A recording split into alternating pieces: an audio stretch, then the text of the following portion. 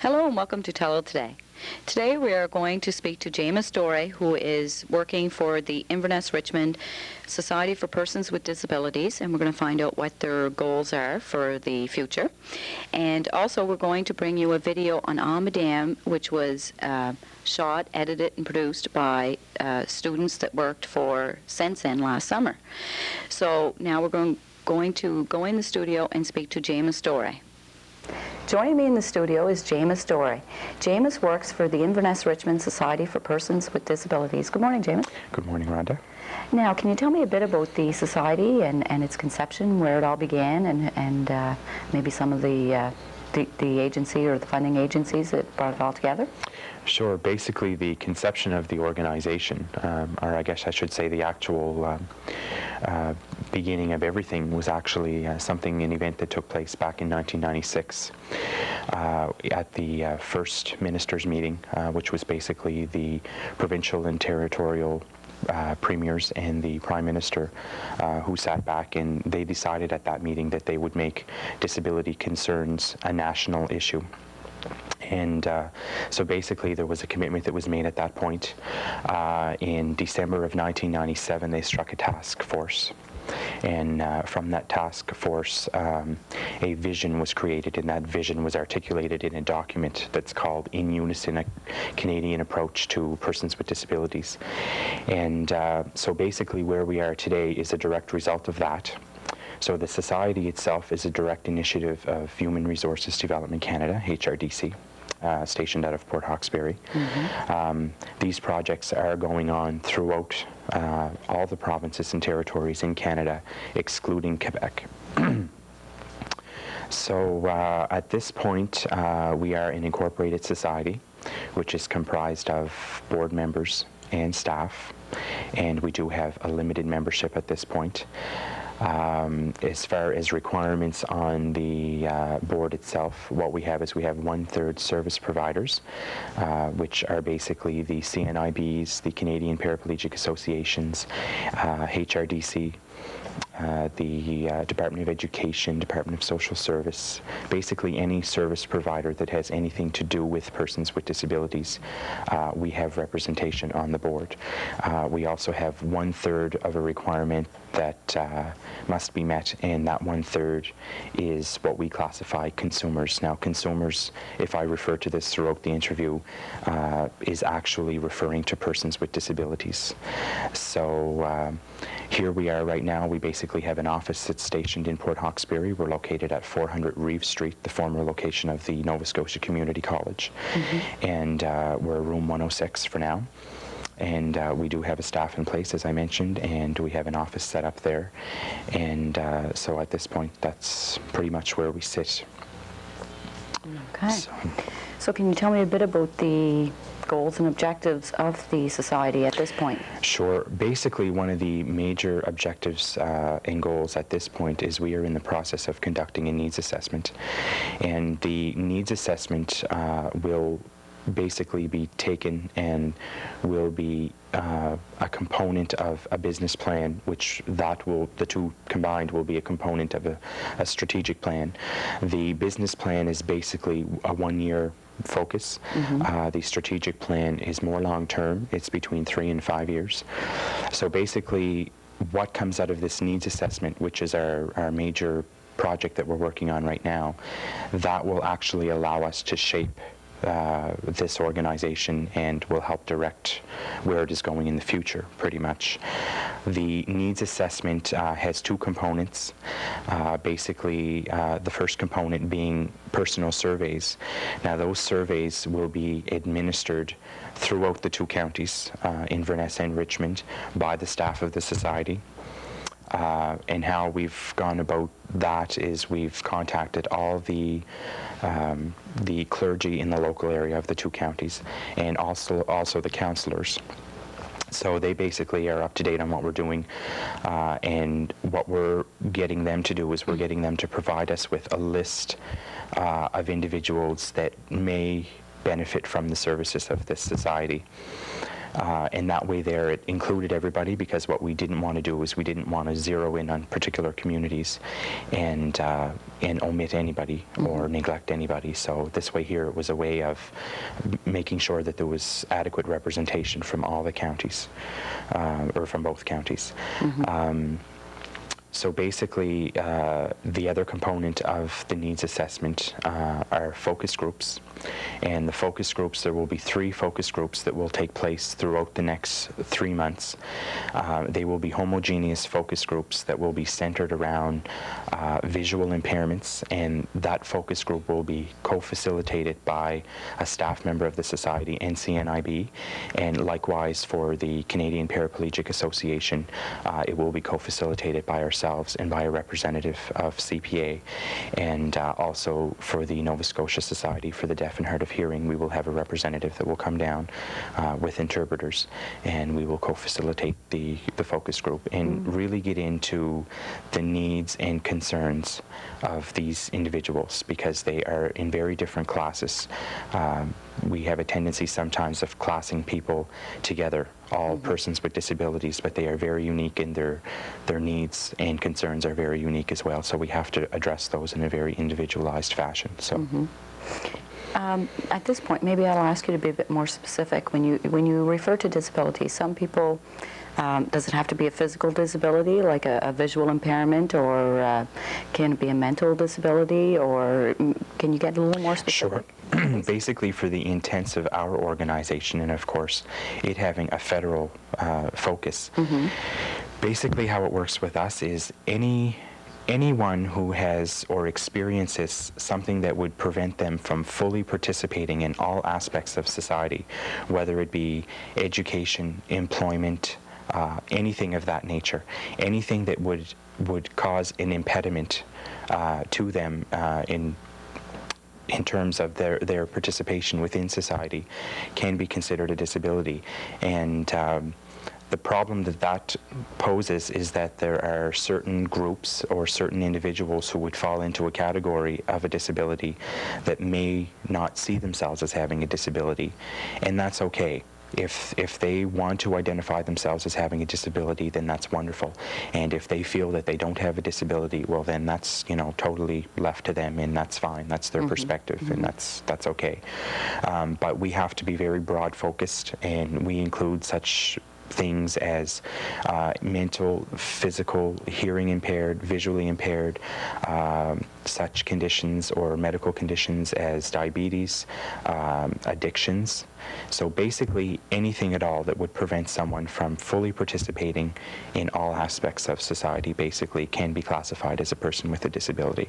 And that way there, it's also in line with Nova Scotia Human Rights Commission, because there is supposed to be no discrimination whatsoever based on especially on disability, but on many other things as well. So.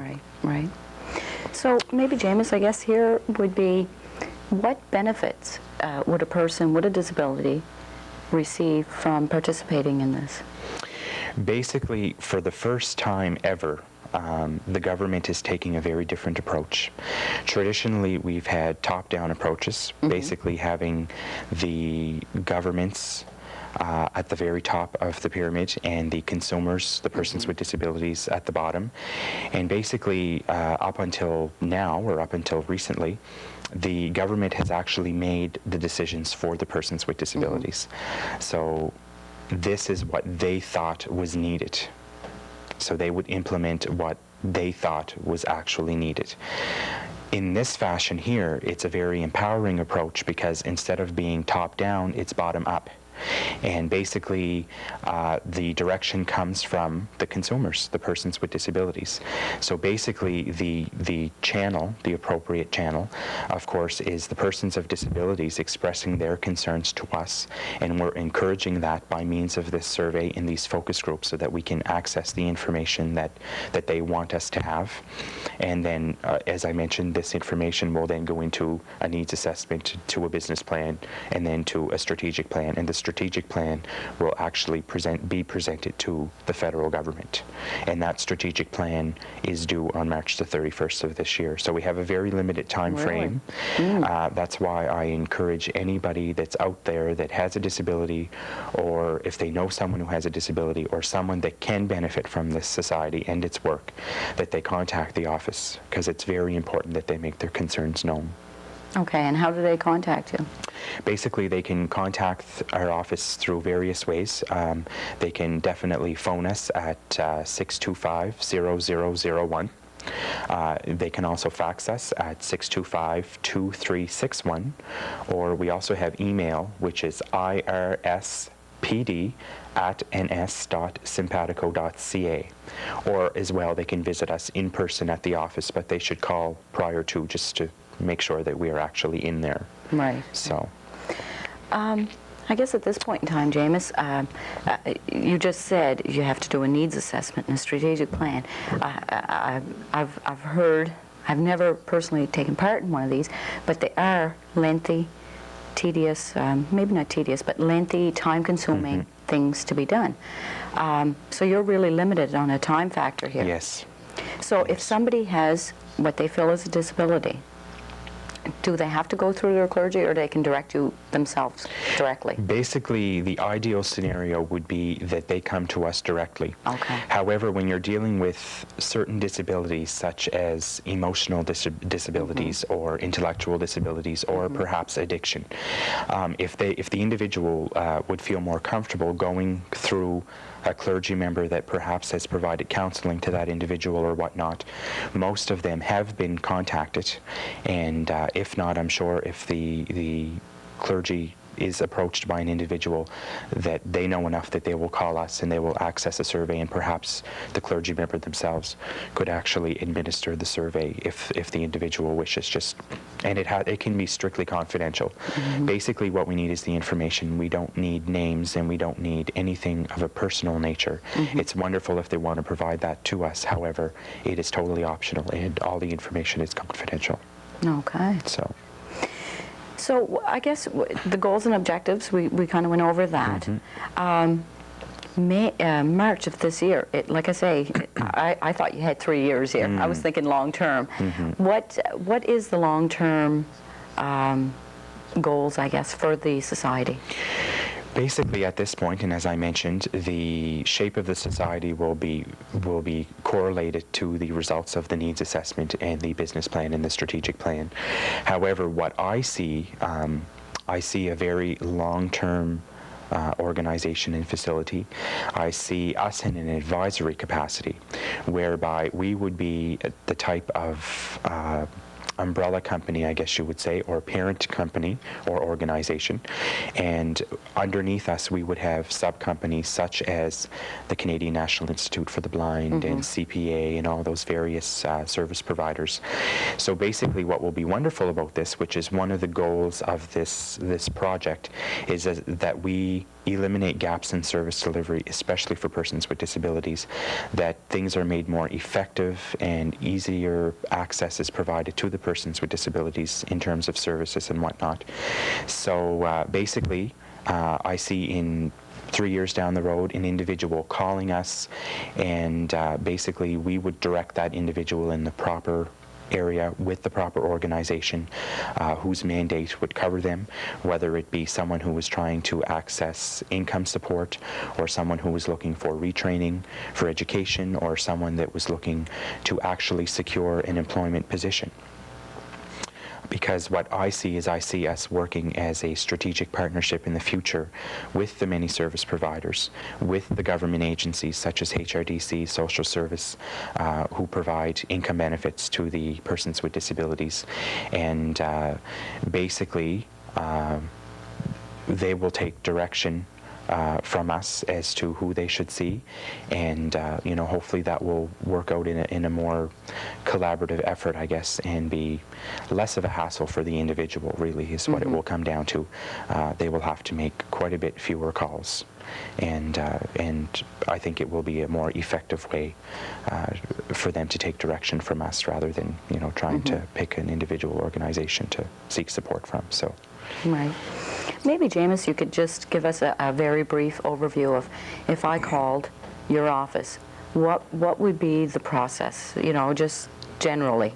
Like if I called and I said I had a visual impairment, but I was in the workforce, what would be the scenario, I guess? Basically, the first thing that I would do would be to find out whether or not you are a client of CNIB, Okay. because you would fall directly under their mandate.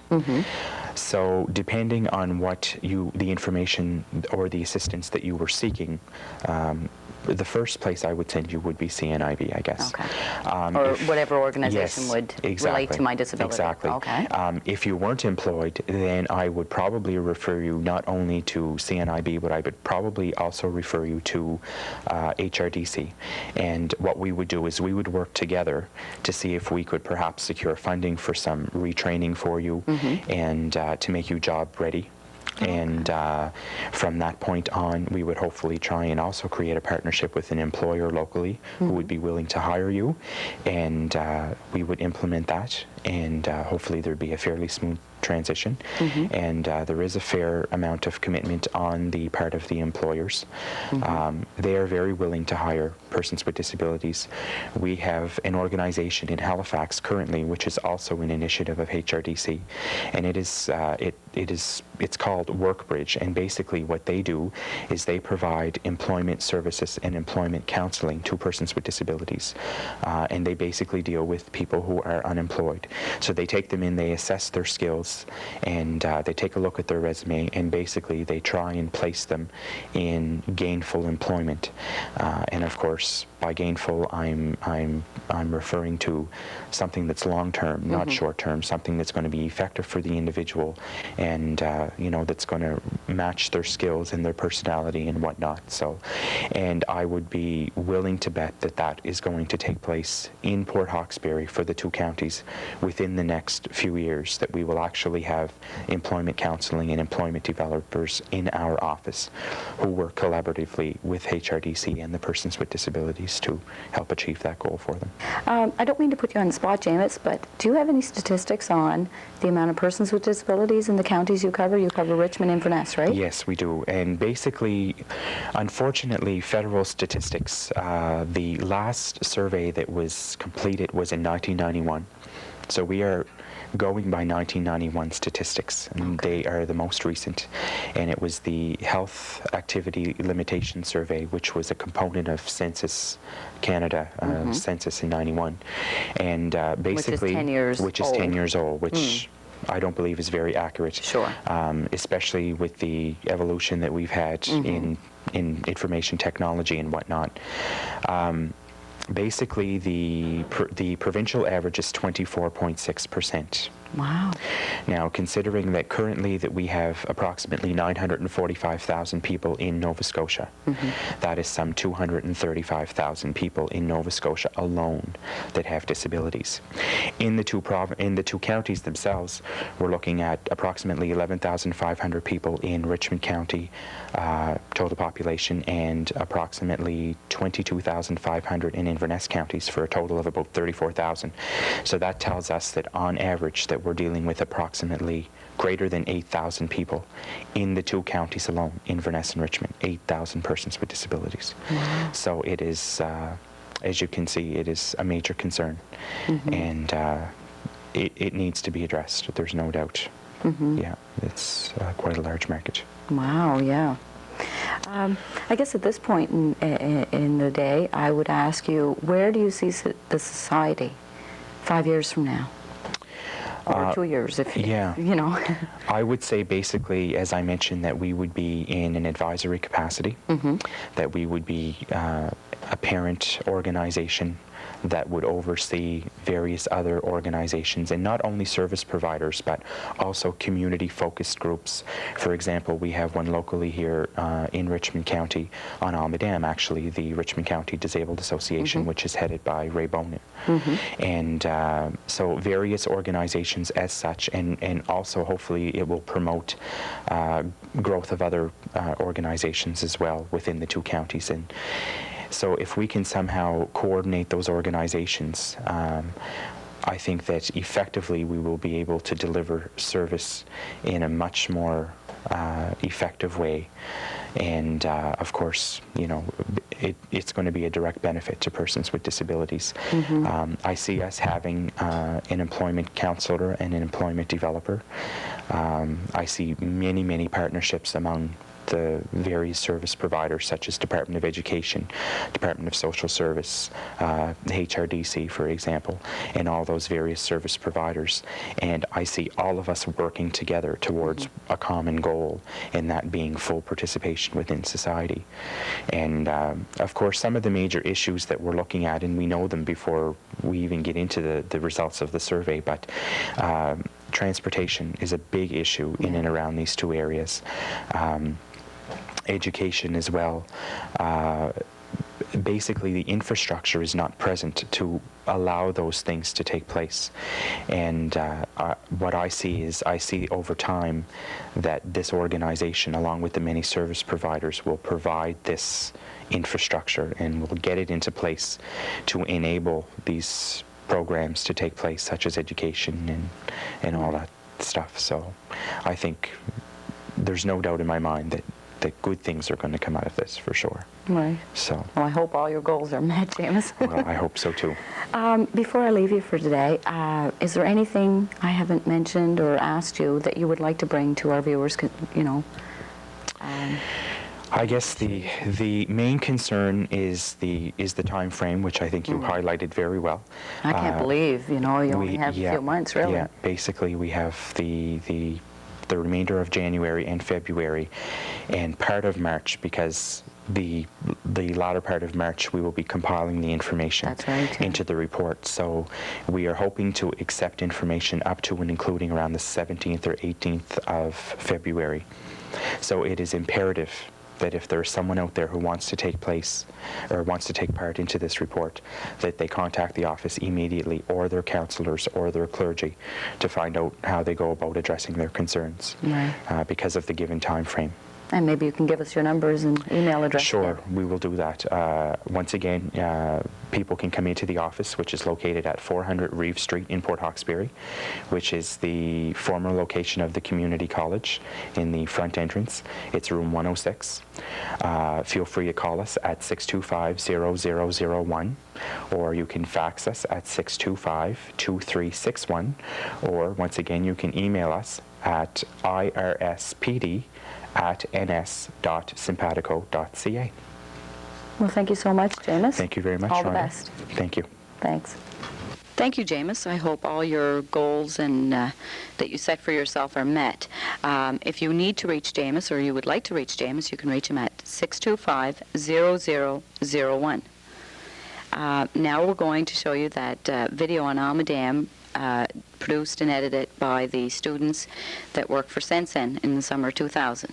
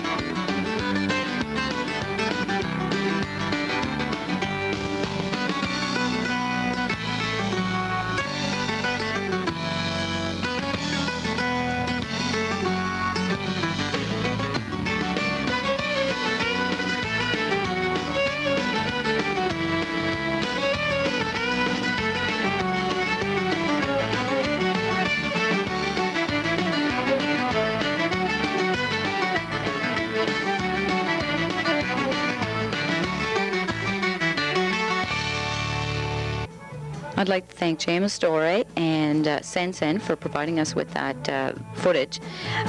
If you have any future show ideas or comments to make on today's show, I'd be happy to hear from you. You can reach me at 226-1928. Thank you for watching Telile Today. I'm Rhonda LeBlanc.